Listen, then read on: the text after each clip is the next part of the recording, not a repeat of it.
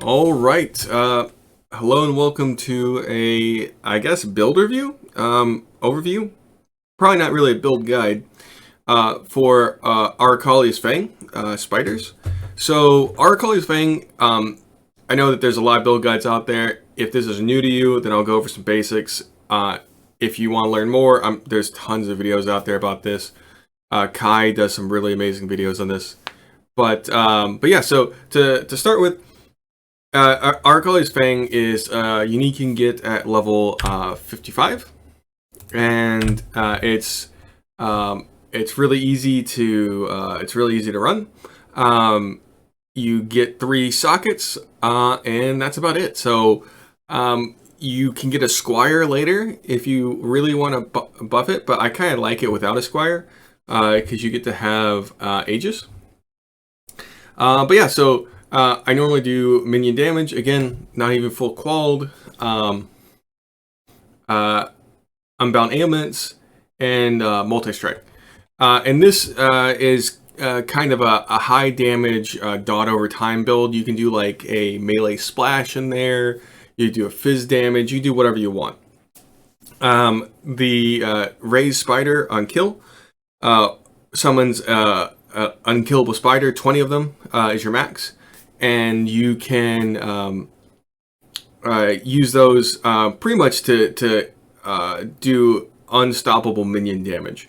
In that they don't really get slowed, they don't really get like blinded. I mean, they have accuracy, but I mean, like they don't really take any inhibiting effects to their damage output. They're very fast, and let me just show you let's just summon some. You can see how fast these guys are. They're in comparison to, like, say, zombies or skeletons or whatever, they're one of the fastest minions out there. They're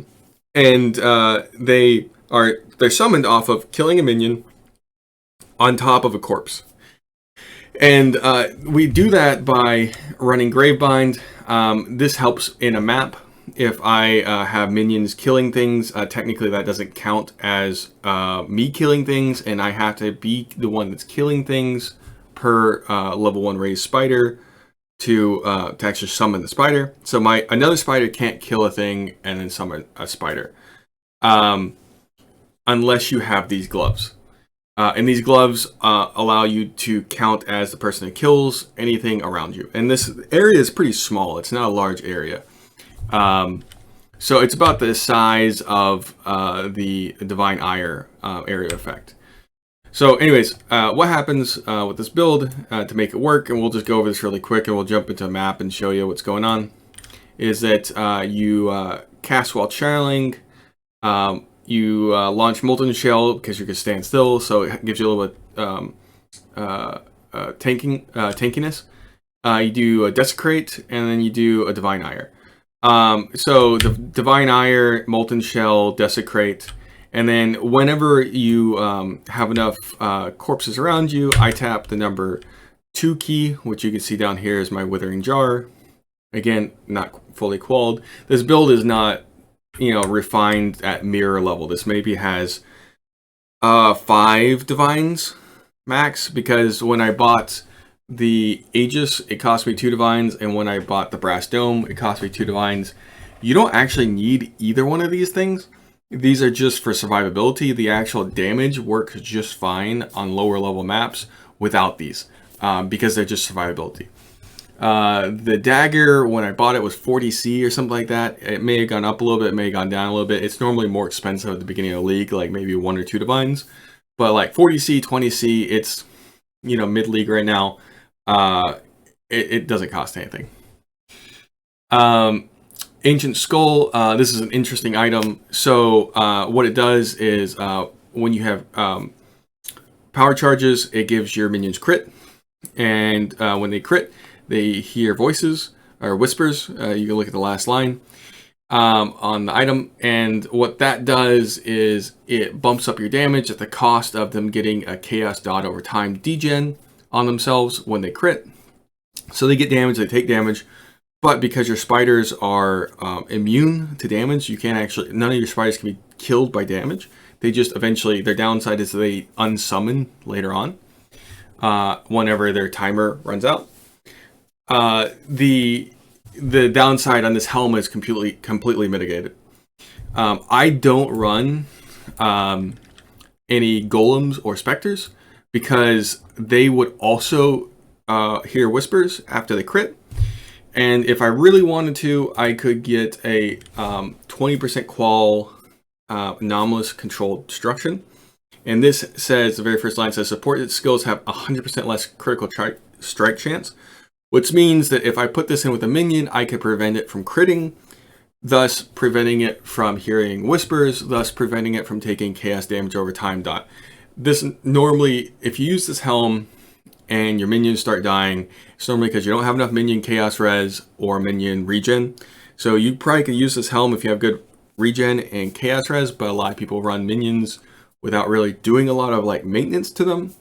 So if you just want to run other things, they're probably all going to die.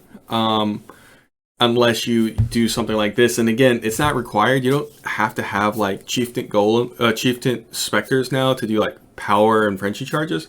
Like power charges already don't really do a lot of good for you because you're already giving them the base crit by your maximum power charges. They don't need power charges, and they really only benefit from Frenchie charges anyways, their damage.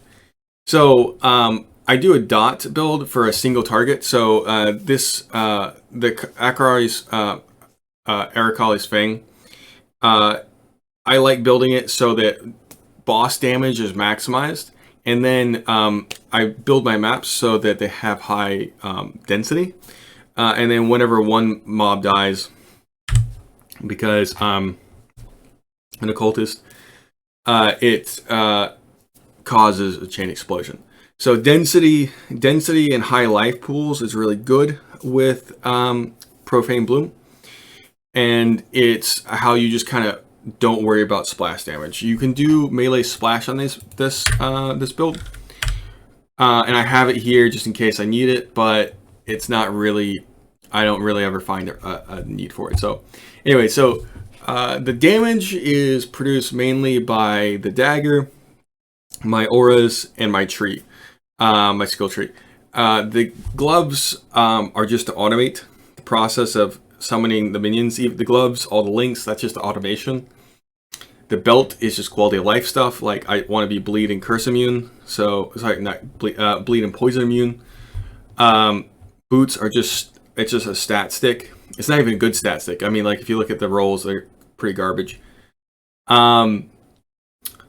Aegis, again, it's just because I'm going to want to have some better life regen. If you're ES and you can use a one-hander and you can use like a shield, and you have shield on your tree, and because I'm a witch, there's a lot of ES around me.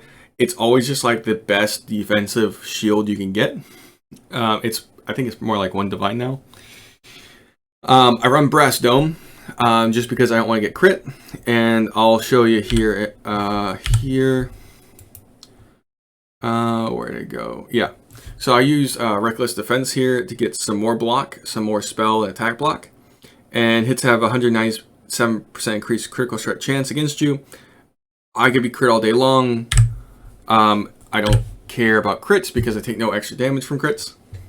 There may be some other debuffs that I could take from crits, but in general, I don't.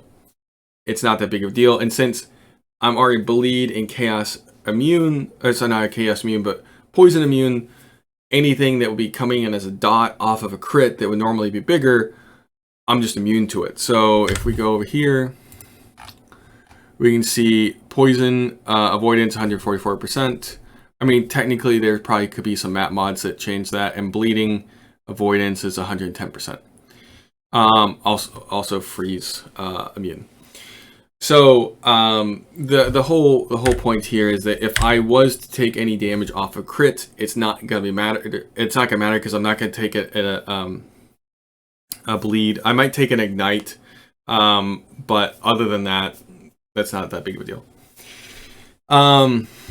We use Solstice Vigil to get Temporal Chains for free. My chest links are Enlightened support, Blasphemy, Tempest Shield, Temporal Chains, Determination, and some are skater bots.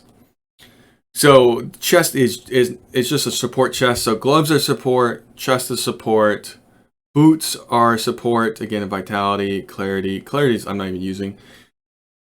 Dread banner. Shield, I have cast and death and another socket for melee splash. Again, support skills. They're not doing any damage. My helm is flame dash, arcane surge, blind support, and void sphere. Again, this is just like whatever I wanted. Like everything here is whatever I want to use to run this build, except for the dagger, the ring, and the helm. And then if we go to my skill tree, this is a very generic minion skill tree. I mean, like if you look at like any minion skill tree, it's pretty much gonna look the same, except for like some of them will have this life node wheel here, but I don't, because my minions don't have life. They just have like 1 life and they're immune to damage. So yeah, so it's very straightforward tree. The gear is pretty garbage. I have some like dead stats on here. I'll, increased elemental damage with attack skills. I'm not attacking. It's a dead stat. I'm not even min-maxing stuff. I'm crafting resistances. So, don't feel like, I mean, like if we look at this gem, the cold and fire damage doesn't even do anything. All I'm getting is just a bleed and poison avoidance. So there's just a ton of stuff that could be fixed with this build. But yet it still does 6 million DPS to normal monsters, and about 3.8 to 4 million with bosses. So level 85 pinnacle bosses, that kind of stuff. So that's not enough to really do an Uber, but that's definitely enough to do Shaper and Elder and all that other stuff. It's enough to do Serious. So yeah, so the build itself is very straightforward. I only want pack density. Well, not only. I mainly want pack density on the map mods because, or pack size, because it makes it easier to clear them. I build for single target damage, but if I really cared, I could switch out the multi-strike for melee splash, which I'm not going to do because it's just kind of doesn't matter. My flasks, I just have a corrupted blood flask. I have my withering jar. Again, it's not even full qual. It's just, whatever. I'm doing some automation of the block here. I just want more block. Again, the more block I have, the more ES or regen. I could use some more ES. I don't really need more life. 3,600 life is enough, but I could use like maybe 2k ES. That'd be like incredible. But yeah, so there's not a lot to say here other than, again, the way I automate my spiders, there's some builds that do Cyclone, Desecrate, Flesh Offering or Bone Offering, and Cast while channeling. And what I've decided to do instead of that was to do a Molten Shell, Desecrate, Divine Ire build. So I literally only hit 2 keys. So with one finger, I hit Q. With the other finger, I hit 2. And that's it. That's the only automation I do. Like if I'm up next to a boss, I might hit my R to do a Flesh Offering. And if I really need some extra damage mitigation, I still have Val Molten Shell. So I have a double Molten Shell. So my Molten Shell will go off when I do the Q.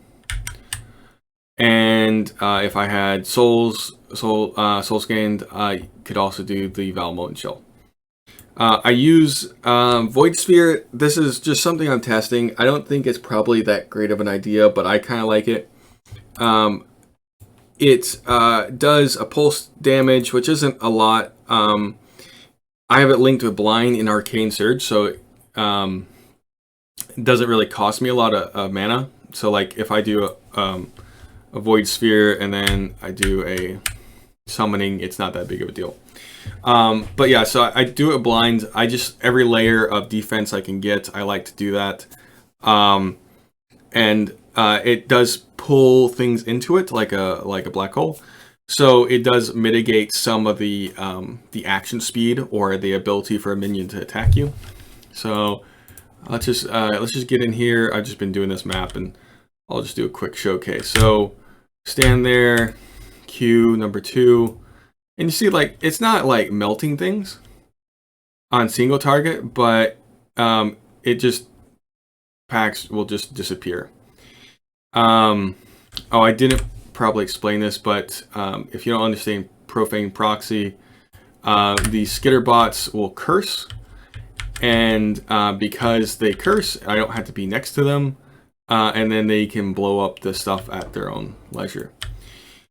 So again, you can see none of my minions are taking any damage, and my playstyle here is I just run around. Like, it's not complicated. You go, can you run away from damage? Yeah, I can run away from damage. Okay. Well, then that's all you need to do with this build. So, big monster pulls. There's no spiders summoned. So this might be a problem some people get into. You just run away. Well, let's try again. Q number 2.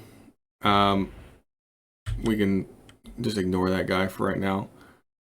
Spiders come in, delete that pack. Spiders come in, delete that pack. Spiders come in, delete that pack. They're continuously like cleaning up stragglers. And then let's just get that rift going. And over here, I'm gonna probably like start summoning some more spiders, just because I know that they're probably coming off cooldown. Every time the little spider symbol refreshes, that just means that their a spider's countdown was refreshed or replaced, which is kind of important, but you're probably not gonna like fully refresh them all to see. I went down to 4, then I went to 12, 10. You're not gonna keep them 100% uptime. I'm up to 20 again. I couldn't get those hands. That's okay. So yeah. So anyways, that's how kind of the build goes. What is this? Sure. And again, you'll just run to a new area. It kind of behooves you to collect some mobs and then let them all die together, because that will speed up the process immensely. If you just try to like single pull mobs, you're not gonna see as much benefit. So yeah, I hope that's a good enough example of the build. I can look at the POV here in a second and post it on the link of the video. But again, this is not a 100 divine build. This is not a 1 mirror build. This probably is like less than 5 divines. I mean, maybe if you had to buy all the gear, you could spend the max 10 divines on it. And that's, it's really forgiving, because you have 1, 2, 3, 4, 5, 6, 7, 8 pieces of unique gear, and you can still cap your resistances, have life, have energy shield, all that kind of stuff. You only have, on this build, I only have 2 rare items if you don't count the eye jewels. So anyways, so yeah, so the whole build is just a support to these 3 sockets, this guy, and my auras. So yeah, I think it's incredibly beginner friendly. I think especially starting out at Act 6, 7, wherever you hit 55 at, because the dagger's at 55. You get to use it at 55. Is that right? Oh no. A little bit after that. So yeah. So I would just say at the end of the video, if you like it, I would suggest playing it. It's not a huge map clear, but you can see I filled out my Atlas tree. I've done some of the accomplishments. I've done a couple of the void stones. It's all on the same character, and I've invested very minimal money. Most of it, the money I've spent, has been on testing other characters, not on actually upgrading this one, because it just does what it needs to do. I mean, when you hit 6 million DPS in maps, it doesn't really matter. Like, unless you're like actually gearing and learning a fight, one of the later fights, this is just a very beginner friendly build.